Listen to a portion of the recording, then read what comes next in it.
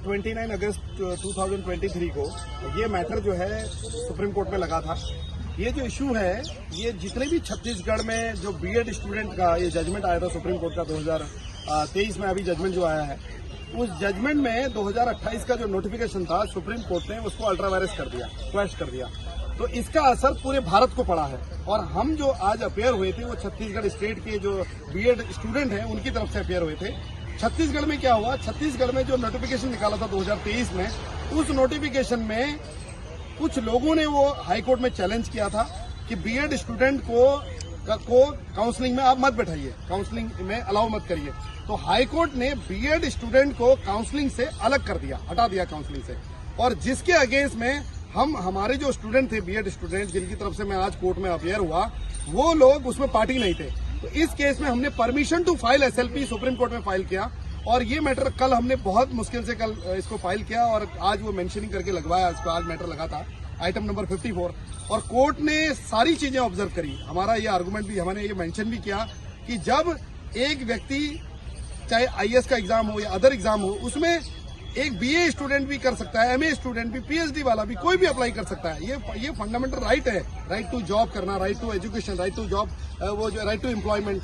तो हमने ये बोला कि इस केस में ये जो मैटर है, इस मैटर में जो जजमेंट आया है वो 2023 का आया और 2018 से लेकर 2023 तक बहुत सारे स्टेट ने नोटिफिकेशन निकाले हैं जिसमें कि बीएड स्टूडेंट बैठे हैं और एग्जामिनेशन में सेलेक्ट हुए हैं और सेलेक्ट होने के बाद उनका जो काउंसलिंग होती है उसमें रोक दिया गया, जबकि ये जजमेंट रेट्रोस्पेक्टिव नहीं हो सकता है। इसलिए सुप्रीम कोर्ट ने आज ये ऑर्डर पास किया है कि जितने लोग एग्जाम में बैठ रहे हैं, जितने बोर्डों की काउंसलिंग कल होनी है, क्योंकि कल 30 तारीख को काउंसलिंग है, 30 अगस्त को, उनको बैठने दिया जाए।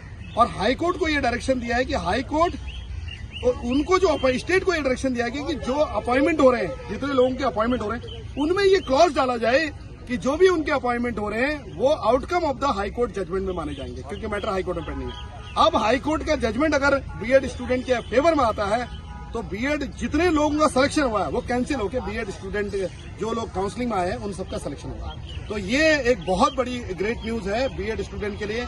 और कन्याकुमारी से बंगाल की खाड़ी तक जितने भी बीएड के स्टूडेंट हैं जिन्होंने 2018 से 2023 तक का एग्जाम दिया है और जिनका नोटिफिकेशन आया है, वो सारे लोग जो है इस एग्जाम में आने वाले फ्यूचर में बैठेंगे, उनका सिलेक्शन होगा, क्योंकि रेट्रोस्पेक्टिव इफेक्ट नहीं हो सकता। और ये मैटर जो जजमेंट है ये गलत जजमेंट है, इसको रिफर किया जाए 3 जज बेंच को या 5 जज बेंच को, ये भी हमारी प्रेयर थी। और फाइनली ये मैटर इश्यू नोटिस हो गया है और हाईकोर्ट डिसाइड करेगी इसको। और जो अपॉइंटमेंट होगा उसमें ये क्लॉज डाल दिया जाएगा कि आपका अपॉइंटमेंट जो किया जा रहा है वो अपॉइंटमेंट एक टेम्पररी अपॉइंटमेंट किया जा रहा है जब तक कि हाईकोर्ट का जजमेंट नहीं आ जाता। और ऑलरेडी जो हमारे स्टूडेंट हम क्योंकि पिटिशनर थे नहीं, वहां रिस्पोंडेंट नहीं थे, तो हमें स्टेट को जो पिटिशनर थे उनको ही डायरेक्शन दे दिया गया कि जितने भी रिस्पोंडेंट यहाँ पर हैं उनको पार्टी बनाया जाए। तो ये भारत के जितने बीएड स्टूडेंट हैं 2018 से लेकर 2023 तक का, उनके लिए बहुत बड़ी ग्रेट न्यूज है। यही आपको थैंक यू।